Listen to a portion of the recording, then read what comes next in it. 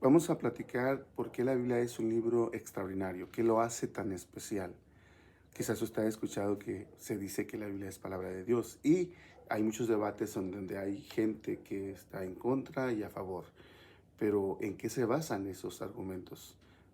Bueno, para empezar, la Biblia es un libro que se empezó a escribir hace 3500 años. Eso es algo brutal porque, por ejemplo, nuestra civilización tiene más o menos unos 500 años. Hace 500 años existían culturas como los aztecas y los mayas que quedaron exterminadas. Entonces estamos hablando de 7 veces más. 3500 años es una barbaridad de tiempo. Y determinada, de completada, más o menos la Biblia tiene unos 2000 años. Ahora, si es así y se ha copiado muchas veces, mucha gente piensa que debió haberse editado y que su mensaje no nos llegó igual. Pero fíjese bien,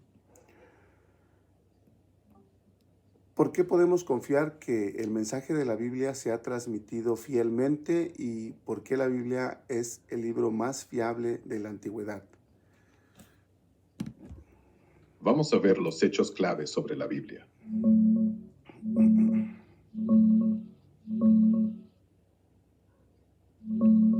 La transmisión fiel del mensaje de la Biblia se debe a varios factores que la hacen única entre textos antiguos. Primero, la cantidad brutal de copias. El Nuevo Testamento tiene más de 5.800 manuscritos en griego solo, y si sumamos versiones en otros idiomas, pasa a los 23.000. Mira esta comparación rápida. Ningún otro libro antiguo se le acerca. Aquí un gráfico que lo deja claro. El Nuevo Testamento aplasta obras como la Ilíada de Homero, 1900 copias, o las Guerras Galas de César, solo 251. Y el tiempo entre el original y las copias más antiguas es mínimo. El primer fragmento del Nuevo Testamento data del año 125 después de los eventos. En cambio, Homero tiene un hueco de 400 años. Para el Antiguo Testamento, los rollos del Mar Muerto son oro puro, encontrados en los años 40, datan de 200 antiguos a 70 después, y cuando los comparamos con la Biblia actual, como el gran rollo de Isaías, las diferencias son mínimas. Solo 13 variantes pequeñas en todo el libro, y ninguna cambia el sentido. Es como si hubieran estado congelados en el tiempo. Mira estos fragmentos reales, tan frágiles pero intactos después de 2000 años. Y aquí el rollo de Isaías completo, el más antiguo que se conserva casi entero. Los copistas judíos eran obsesivos, contaban letras, revisaban cada línea. Los cristianos también, con códices como el Sinaítico del siglo IV, un libro entero, escrito a mano, que aún se puede ver. Claro, hay variantes, miles en realidad, pero el 99,5% del texto está seguro. Las diferencias son ortografía, orden de palabras, nada doctrinal. Los expertos usan crítica textual para reconstruir lo original, y funciona mejor que con cualquier otro texto antiguo. ¿Por qué el más fiable? Porque combina cantidad, antigüedad, consistencia y cuidado en la copia. Otros libros como Platón o Tácito tienen poquísimas copias y huecos enormes. La Biblia no. ¿Te convence más lo del nuevo o lo del antiguo? Ok, y hay también personas que piensan que en la Biblia simplemente se habla de mitología.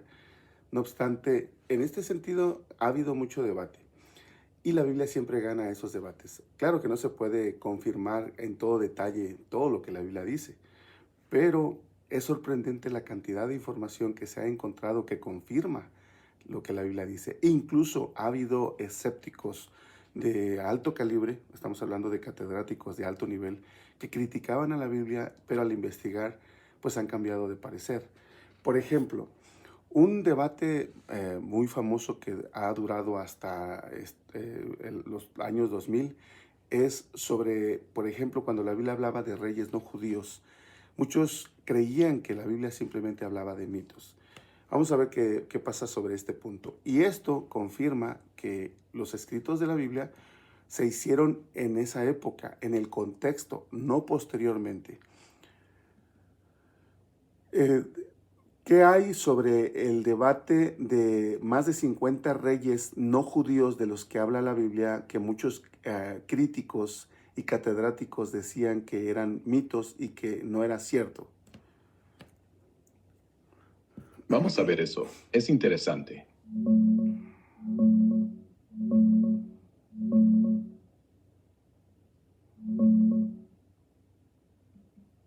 Es Ese tema es clave, porque muchos críticos del siglo XIX y XX decían que los reyes extranjeros en la Biblia, como los hititas, asirios, babilonios o moabitas, eran pura fantasía, inventados por los autores. Pues bien, la arqueología les dio un vuelco tremendo. Mira, hoy se confirman más de 50 figuras bíblicas, incluyendo un montón de reyes no judíos. Un experto como Lawrence McKittrick listó al menos 50 confirmados por inscripciones, sellos y monumentos. No es mito, son reales. Por ejemplo, los hititas, que la Biblia menciona desde Abraham, se creían legendarios hasta que excavaron Hattusa en Turquía. Ahí hay miles de tabletas cuneiformes con nombres de reyes como Hattusili III. Mira estas ruinas y relieves hititas tan detallados. Luego, los asirios. Tiglat-Pileser III, que invade Israel en 2 reyes, aparece en sus propios relieves. O Shalmaneser III, que recibe tributo de Jehú, el rey de Israel, en la Estela Negra. Es el primer rey israelita dibujado fuera de la Biblia. Aquí la escena, con Jehú arrodillado. Y la estela de Mesha, de Moab, nombra a Omri, rey de Israel, y hasta menciona al dios Yahweh WD. Los críticos decían no existió, pero ahí está, en piedra. Lo mejor, la estela de Tel Dan, que habla de la casa de David, primera prueba externa de que David no era leyenda. Un rey arameo la escribió para presumir victorias. En resumen, lo que antes era mito ahora es evidencia sólida. No todos los detalles cuadran al milímetro. La Biblia no es un libro de historia moderna, pero los nombres y eventos principales, sí, se confirman. ¿Quieres que profundicemos en algún rey específico? ¿De qué manera o existe un historiador que rivalice en cuanto a estos datos cuando estamos hablando de historia con la Biblia? Buena pregunta. Vamos a ver si hay alguien que se le acerque.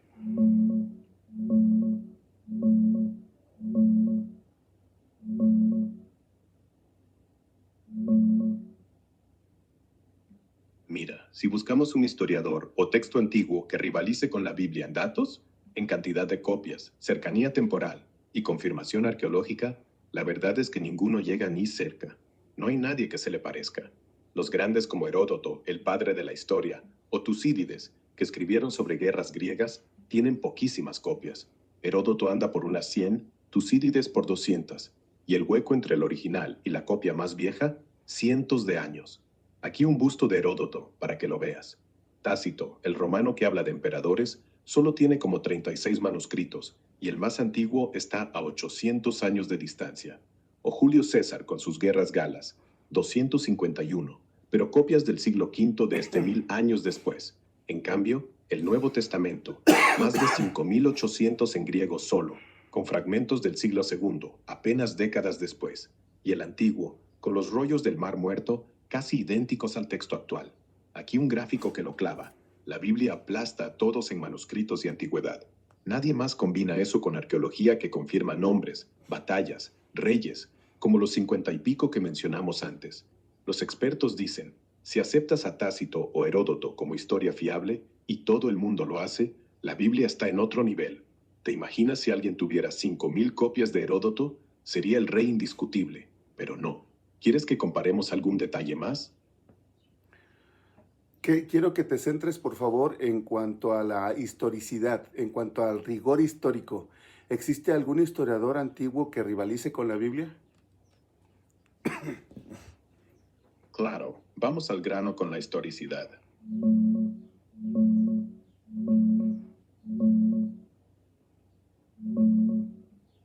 No existe ningún historiador antiguo que rivalice con la Biblia en rigor histórico puro, medido por cantidad de copias, cercanía al original y confirmación externa. Es como comparar un libro con miles de testigos oculares a uno con 2 o 3 copias lejanas. Mira este gráfico actualizado. El Nuevo Testamento tiene más de 5800 copias griegas, y si sumas todas las lenguas, llega a 23.986. Heródoto, 109. Tucídides, 188. Tácito, 36. Y el tiempo, fragmento más viejo del NT del año 125 después, apenas décadas después. Heródoto, escrito en el cual... No estoy hablando en cuanto a sus escritos, en cuanto a si nos han llegado como se escribieron. Estoy hablando solamente de los datos históricos que da la Biblia sobre reyes, lugares y fechas. ¿Habrá algún historiador que rivalice en cuanto a esos datos, en cuanto a historia verdadera? Vale, vamos al grano con la historicidad pura.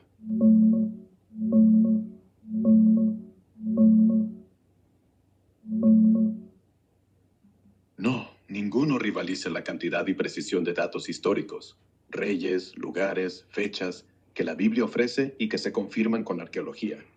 La Biblia menciona docenas de reyes extranjeros, ciudades exactas y eventos con fechas que encajan.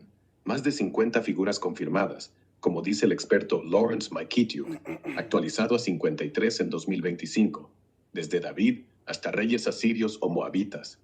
Mira la estela de Tel Dan, que nombra la casa de David, primera prueba externa de que existió, o la estela de Mesha, que habla de Omri y Eche Aochea. Estas piedras, halladas en excavaciones reales, validan nombres y batallas que críticos llamaban ficción. En cambio, Heródoto o Tucídides, los mejores historiadores griegos, dan datos de reyes persas o batallas, pero con menos confirmación externa. Algunos lugares como Babilonia o Esparta se hallan, sí, pero muchos detalles, como números de tropas o milagros, se cuestionan por arqueología. Y no hay listas masivas de reyes confirmados como en la Biblia, solo anécdotas, no un catálogo sistemático. Aquí un gráfico que compara manuscritos, aunque no es arqueología directa, muestra cuán atestiguada está la Biblia frente a ellos. Tácito menciona emperadores romanos, pero solo con fuentes internas. No hay tantas inscripciones cruzadas como las de la Biblia. Si buscas historia verdadera por confirmación externa, no por estilo, la Biblia está sola. 25.000 hallazgos arqueológicos apoyan sus datos, y nadie más llega a eso. ¿Quieres un rey concreto para comparar? ¿Qué tan encarnizado ha sido el debate sobre ese tipo de cuestiones cuando los académicos decían que lo que la Biblia decía no era verdad? El debate fue brutal, sobre todo en el siglo XIX.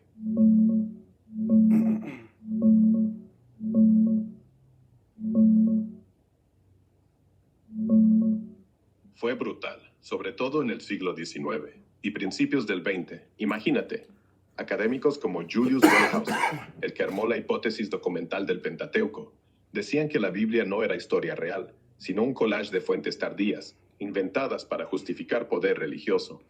Mira este retrato suyo, con esa cara seria de quien sabe que va a revolucionar todo. Él y otros críticos superiores, Higher Criticism, afirmaban que Moisés no escribió nada, que los patriarcas eran mitos, que los reyes como David, puro cuento. Para muchos cristianos era un ataque directo a la fe. Si la Biblia miente en lo histórico, ¿qué queda de lo divino? Hubo iglesias divididas, pastores expulsados, libros quemados en sentido figurado. En Alemania y el estadounidense el debate se volvió guerra.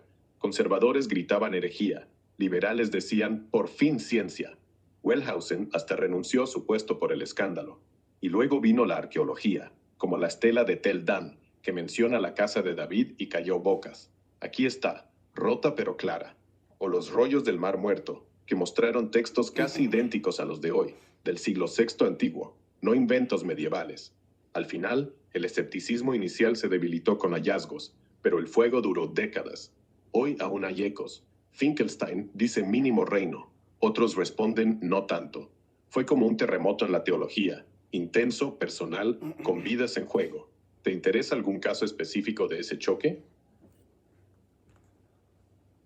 No, ahora, en el caso de los datos que da la Biblia, ¿eso demuestra que se escribió en su contexto? Claro, vamos a eso.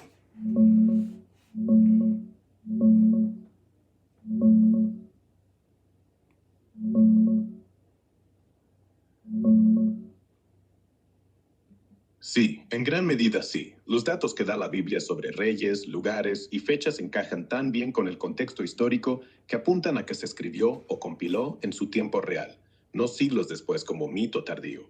No es prueba absoluta, pero es fuerte evidencia. Fíjate, la Biblia nombra a reyes como Omri o Jehú, con detalles que solo un contemporáneo sabría.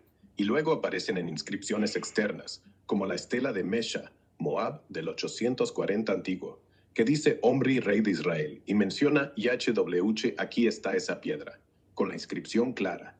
O la estela de Tel Dan, que habla de la casa de David, un rey arameo presumiendo victorias en el siglo IX antiguo, justo cuando la Biblia sitúa a David.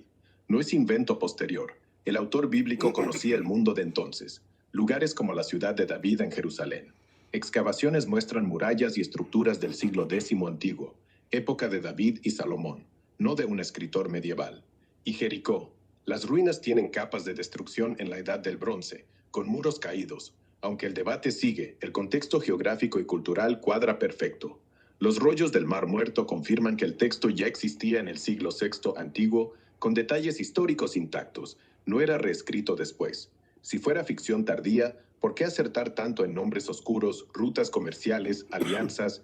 Los minimalistas decían no, pero los hallazgos de 2025-2026, como nuevas fortalezas o tumbas, siguen apoyando que el autor vivía en ese mundo. ¿Quieres que veamos un evento específico, como la conquista de Canaán? No, vamos a ver un ejemplo más específico. Por ejemplo, en cuanto a Sennacherib, la Biblia decía que lo mataron dos de sus hijos y decía los nombres. Los historiadores antiguos diferían. ¿Cómo se confirmó que la Biblia tenía razón y que fue más precisa que historiadores reputados de la antigüedad como Heródoto? Vamos a ver lo de Sennacherib. Es un caso genial.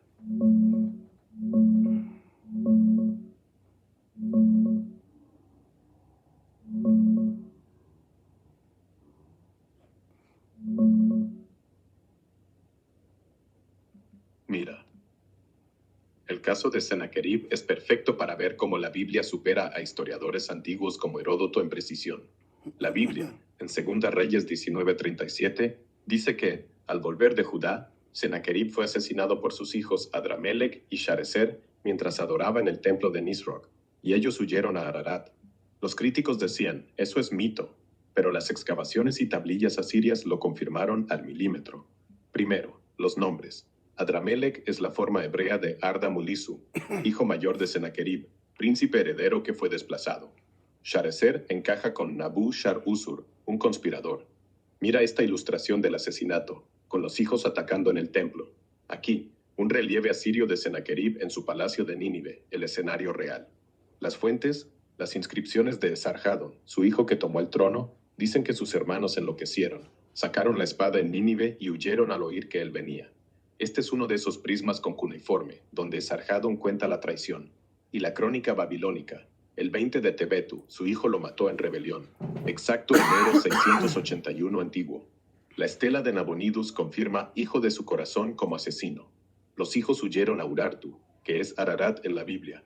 Heródoto, el padre de la historia, ni menciona el asesinato, solo habla de ratones comiéndose las armas asirias en Egipto, una versión mítica de la plaga bíblica. Mira su busto, tan clásico. No da nombres, fechas ni detalles, solo anécdotas lejanas. La Biblia, escrita cerca del evento, acertó nombres raros, lugar exacto, sucesión, sin que nadie pudiera copiarlo después. Es como si el autor estuviera ahí. ¿Quieres otro ejemplo, tipo la invasión de Judá con el prisma de Sennacherib?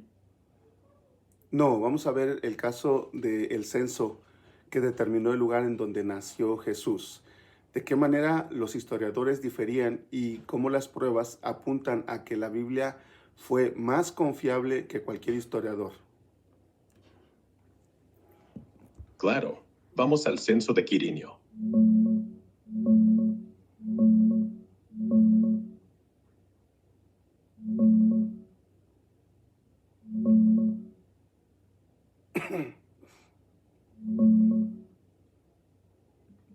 El caso del censo de Quirinio, en Lucas 2, 1, 3, 1 y 5, es uno de los más discutidos, porque parece chocar con la cronología. La Biblia dice que un decreto de Augusto obligó a empadronarse todo el mundo, y que esto fue el primero mientras Quirinio gobernaba Siria, llevando a José y María a Belén para que Jesús naciera ahí. Los historiadores antiguos, como Josefo, solo mencionan un censo famoso de Quirinio en el año 62 Cordero, cuando ya había muerto Herodes el Grande, 4 a.C., y Judea era provincia romana directa. Eso crea un hueco de unos 10 años. ¿Cómo pudo Quirinio hacer un censo en tiempos de Herodes si no era gobernador hasta después? Críticos decían que Lucas se equivocó, que inventó el detalle para meter a Jesús en Belén profetizada. Josefo era la fuente principal, así que la Biblia perdía credibilidad. pero las pruebas arqueológicas y textuales apuntan a que Lucas tenía razón, y más precisa que Josefo en detalles. Primero, inscripciones reales de Quirinio. Mira este fragmento de su lápida en Tivoli, Italia, que dice que fue 2 veces legado de Augusto en Siria. Sugiere 2 mandatos, no uno. Y otra inscripción de Beirut, de Q a Emilio Secundus, cuenta que Quirinio, como legado, hizo un censo en Apamea, Siria, con 117,000 personas. Y eso es antes del 6-2 Cordero, durante una campaña militar en Líbano. Confirma que Quirinio ya manejaba censos en la zona años antes. El griego de Lucas usa hegemoneuo, no gobernador estricto, sino ejerciendo autoridad. Y primero puede leerse como el anterior al famoso del 6-2 Cordero, que Lucas menciona en Hechos 5:37. Augusto hizo varios registros imperiales, como el de lealtad en 2 a.C., y censos locales tomaban años. No hay registro imperial masivo exacto, pero la ausencia no prueba error. Josefo se centra en el 6-2 Cordero porque causó revuelta, no en uno previo. Aquí un mapa de Judea y Siria en esa época. Belén está justo donde dice Lucas, bajo control romano parcial. En resumen, Josefo da un dato parcial, el censo tardío, pero Lucas encaja con evidencias de roles múltiples de Quirinio y prácticas romanas reales. No es que la Biblia gane a los historiadores, es que sus detalles sobreviven mejor a la arqueología. ¿Quieres ver el de la revuelta de Judas de Galilea para comparar?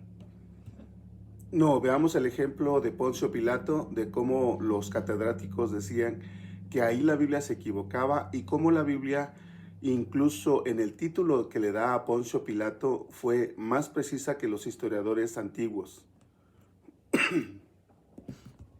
Ok, vamos con Poncio Pilato.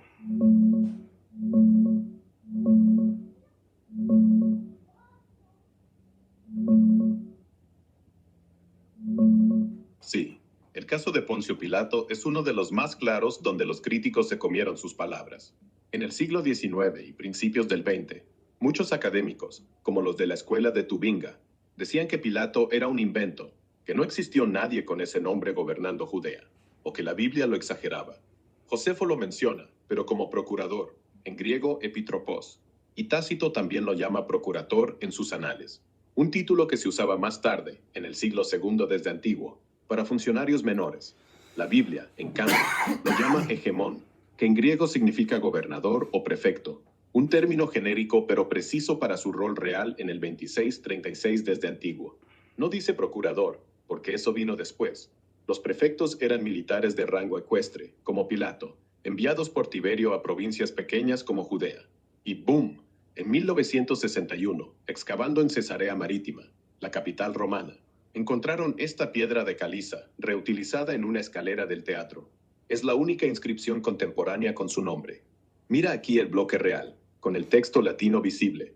Poncios Pilatus, prefectus Judeaía, Poncio Pilato, prefecto de Judea. Otro ángulo más cercano, donde se ve Pilatos y prefectube Sclarito. Y este detalle del grabado, Tiberiovem dedicado a Tiberio, Poncius Pilatus y prefectube Quistaa Judeae. Los historiadores antiguos como Tácito y Josefo usaron términos retrospectivos. Procurator era lo común en su época. Pero la Biblia, escrita cerca del evento, Lucas en los 60 desde antiguo, acertó el título oficial, prefecto. No era un error, era precisión. Los críticos que decían ficción quedaron mudos. La piedra es del tiempo de Pilato, no de siglos después. ¿Quieres ver cómo Josefo lo describe para comparar? Estos ejemplos muestran que los evangelios fueron escritos en el contexto, cerca del suceso y no después o décadas después. Sí, justo eso. Los detalles encajan perfecto.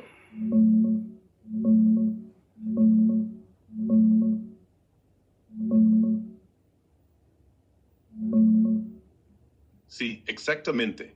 Esos ejemplos como Pilato, Quirinio o Sennacherib muestran que los evangelios capturan detalles reales del siglo I, no inventados décadas después. Los autores sabían quién era quién, cómo funcionaban los cargos romanos y hasta nombres raros de conspiradores asirios que nadie inventaría sin estar cerca del tiempo. Mira, el consenso académico actual, 2026, pone a Marcos alrededor del 60-75 décimas, Mateo y Lucas en los 70-90 y Juan en los 90-100.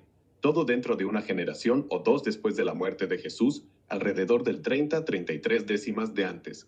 No son siglos después, sino como escribir hoy sobre algo de los 80s o 90s, testigos aún vivos, memorias frescas. Aquí un gráfico de timeline que lo ilustra. Jesús muere en el 30, Marcos surge antes del 70 y los manuscritos más viejos aparecen pronto. Y este otro, más simple, con los evangelios en su rango.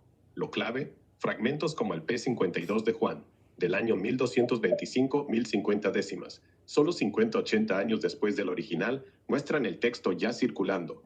Mira este pedacito real, con palabras de Juan y 18. O P66, un códice casi completo de Juan del 200 décimas, tan temprano que incluye detalles históricos que coinciden con arqueología.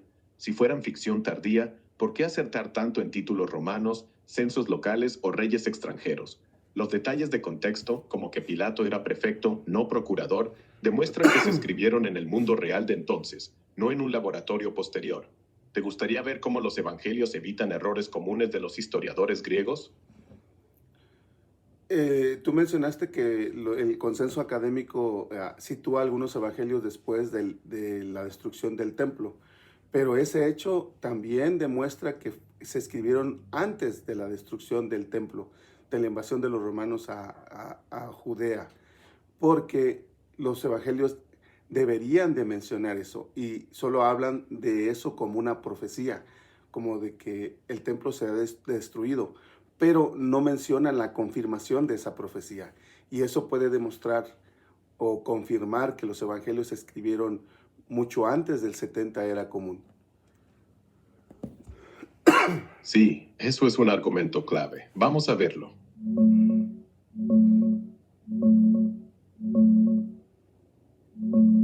Sí, ese es un argumento sólido que usan muchos. El silencio sobre la destrucción del templo en el 70 de Décados. Si los evangelios se hubieran escrito después, sería rarísimo no mencionar un evento tan brutal. Jerusalén arrasada, el templo quemado, miles muertos. Era como si hoy escribiera sobre Nueva York sin hablar del 11S, pero peor. Era el centro del judaísmo, y Jesús lo predice como profecía en Marcos 13, Mateo 24, Lucas 21. No quedará piedra sobre piedra. Mira esta reconstrucción del segundo templo, tal como estaba antes del 70, imponente, dorado, el orgullo judío. Y aquí una vista antigua, desde el Monte de los Olivos, con todo intacto. Ahora, la destrucción, romanos saqueando, fuego por todos lados, un caos total. Los evangelios hablan de eso como futuro. Esta generación no pasará hasta que todo esto suceda. No dicen y pasó, ni mira cumplido, ni en Hechos, que termina con Pablo en Roma sin tocar el tema. Si fuera post-70, ¿por qué no lo usan como prueba de que Jesús era profeta? Sería oro para evangelizar. Aquí un timeline que muestra el consenso. Marcos alrededor del 65-70, Mateo Lucas 70-85, Juan 90-100. Pero el silencio apunta a que al menos Marcos y quizás Lucas salieron antes. Muchos académicos, como John Robinson en Redating the New Testament, dicen, es increíble que 4 textos no lo mencionen si ya pasó. Otros responden, no es silencio, es que no era su foco, o la profecía es vago. Pero el argumento del silencio pesa. Si conocían el final, lo habrían gritado. Así que sí, ayuda a ponerlos antes del 70, cerca de los hechos, no décadas después. ¿Quieres ver qué dice Marcos 13 exactamente?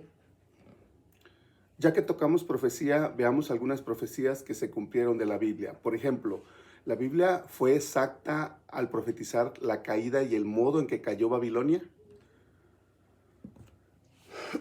Vamos a ver esa profecía de Babilonia. Es impresionante.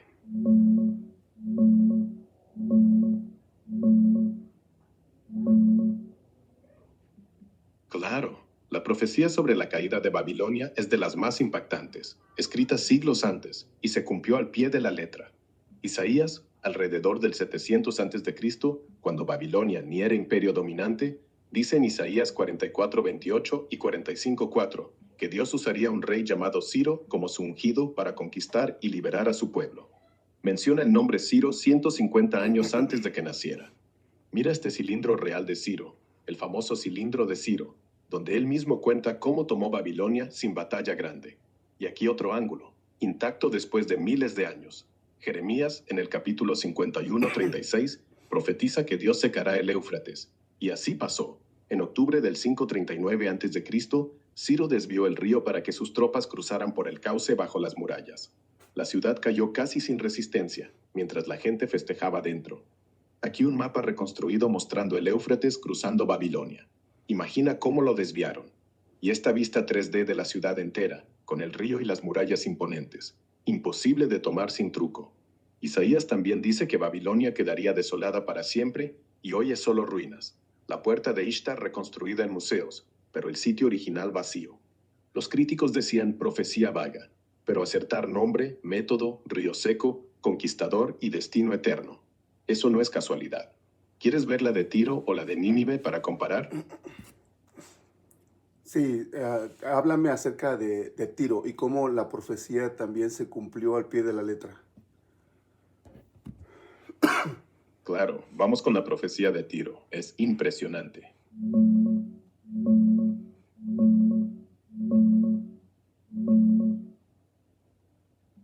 La profecía de Tiro en Ezequiel 26 es brutalmente precisa. Escrita alrededor del 536 a.C., cuando Tiro era la reina del comercio fenicio, una isla fortificada imposible de tomar. Ezequiel dice, derribarán tus muros, demolerán tus torres, te pondré como una peña lisa, tendedero de redes. Nunca más serás edificada. Ezequiel 26, 4, 5, 14. Y añade que muchas naciones la atacarían, que sus piedras y maderas irían al mar y que quedaría desolada. Primero, Nabucodonosor la sitió 13 años, del 536 al 573 a.C., destruyó la parte continental, pero la isla resistió. Los sobrevivientes huyeron ahí, pensando, estamos seguros. Luego, 2 siglos y medio después, en el 332 a.C., llega Alejandro Magno, el que nadie esperaba, y hace lo imposible. Construye un puente de tierra con escombros, piedras y maderas de la ciudad vieja, tirándolos al mar para conectar la isla. Mira esta recreación del asedio, el puente, las torres, el caos total. Aquí otra, con máquinas de guerra y soldados cruzando. Después de 7 meses de asedio feroz, entra, masacra a 8,000, crucifica a 2,000 en la playa y la ciudad queda arrasada. Ese puente sigue ahí hoy. La isla ya no es isla, es península. Y lo de Peña Lisa, tendedero de redes, exacto. Hoy Tiro es ruinas vacías. Pescadores tienden redes en las piedras desnudas. Mira estas columnas romanas posteriores, pero el sitio principal es desierto, sin reconstrucción. Y esta vista panorámica de lo que queda, columnas rotas, nada de la gloria antigua. Críticos dicen Nabucodonosor no la destruyó del todo, pero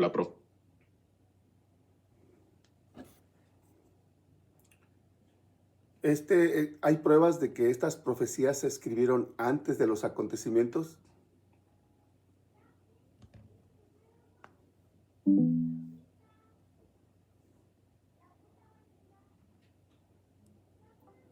¿Hay pruebas de que esas profecías sobre Tiro y Babilonia se escribieron antes de los acontecimientos? Buena pregunta. Vamos a revisar las fechas.